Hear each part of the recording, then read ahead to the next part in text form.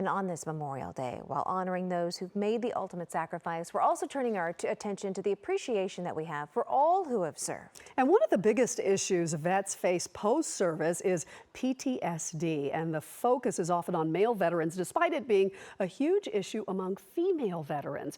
We are joined by psychologist Dr. Miatta with the U.S. Vets, joining us now to discuss. Thank you very much for joining us this morning. We appreciate it.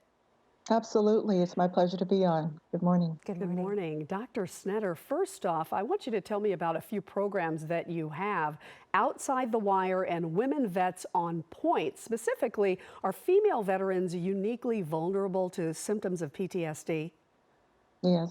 It's a really good question that you ask, and that is one of the reasons that U.S. Vets started the Women Vets on Point campaign and program, because we have found that women veterans do have a greater susceptibility to a number of challenges. But before I share in greater detail, Brandy and Leslie, I'd like to first say that not all women veterans have difficulties. Not all women veterans have depression or post-traumatic stress disorder or anxiety or face difficulties when they return. Many of them are doing very, very well. However, for those who are struggling a little bit, there are certain reasons and susceptibilities. And partly, when you're in the military, there's a great deal of competition. Even though women veterans may not necessarily share that, there's competition between themselves and their male counterparts. And there's a greater likelihood of military sexual trauma while they're in the service. Again, not all women veterans experience military sexual trauma. However, there are greater levels of harassment and sexual assault and different challenges that women face. And then upon discharge, the loss of that camaraderie, that sisterhood, the family experience that they experience while they're in the military can really kind of, escalate isolation, alienation. There aren't as many female veterans. We're probably at about 10% of the veteran community that are female veterans. So upon discharge, there's not a lot of support for them once they've exited. And as a whole, there have already been so many people who've been diagnosed with PTSD. Is COVID-19 having any sort of different impact on those who've been diagnosed already?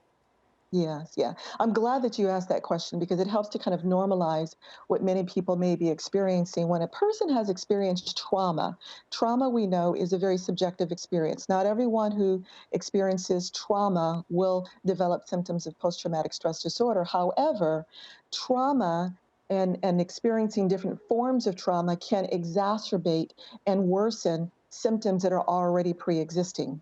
So if a person is having difficulty sleeping, if they're already alienated and isolating, if they're already not experiencing a great deal of social supports, if they are experiencing memories and nightmares and flashbacks, this kind of an environment where there's a lack of social engagement, a lack of connectedness, even more so than what many veterans are already experiencing, it really enhances the symptoms that they are already experiencing.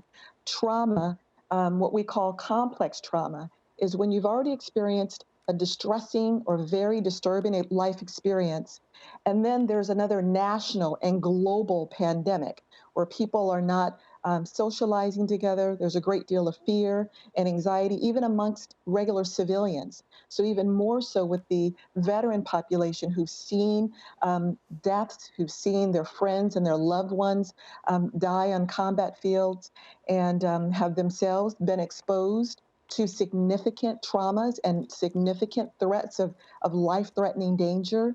So yes, this is a particularly difficult time for many veterans. I'd like to emphasize, however, some of the protective factors. Having family members that you're connected with. And during this time, as we are honoring those who have fallen, men and women, servicemen and women, it's so vitally important that we connect with our men and women who have served this nation. Let them know that we appreciate them, that we are grateful. We are a grateful nation for all of the things that they have endured, things that we see and things that we don't see. So I'm so glad that you asked that question. Oh, thank you so much, Dr. Miatta Snetter, for bringing light, highlighting this very important issue. We do appreciate it on this Memorial Day. Thank you. Have a great day. Absolutely. Thank you Thank so much. Take care.